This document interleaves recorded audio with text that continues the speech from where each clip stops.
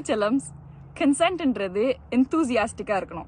அப்படின்னா ஒருத்தவங்க வந்து முழு மனசோட சந்தோஷமா எஸ் சொல்லணும். இது வந்து அவங்க வந்து ஐயா ஜாலி ஓகே பண்ணலாம் அப்படின்னு எப்பவுமே சொல்ல மாட்டாங்க.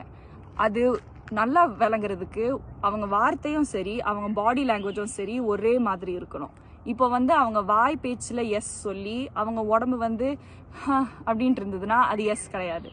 அதே மாதிரி அவங்க வந்து ரொம்ப ஓப்பனாக இருக்காங்க அப்படின்னு அவங்க உடம்பு சொல்லுது நீங்கள் நினச்சிங்கன்னா, ஆனால் அவங்க வாய் பேச்சில் நோ மேபி அப்படின்னு சொல்கிறாங்கன்னா அதுவும் நோ தான். நீங்கள் வந்து அதில் வந்து கன்சென்ட் கிடைக்குது இல்லாட்டி அனுமதி கிடைக்குதுன்ற எந்த அர்த்தமும் கிடையாது.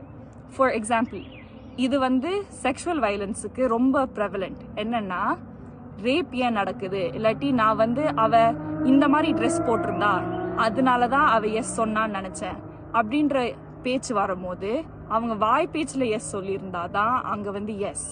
அதனால தான் கன்சென்ட்ல எந்தூசியாசம் இல்லாட்டி வாயில் சொல்கிறதும் உடம்பு சொல்கிறதும் ஒன்றா இருக்கிறது ரொம்ப இம்பார்ட்டண்ட்.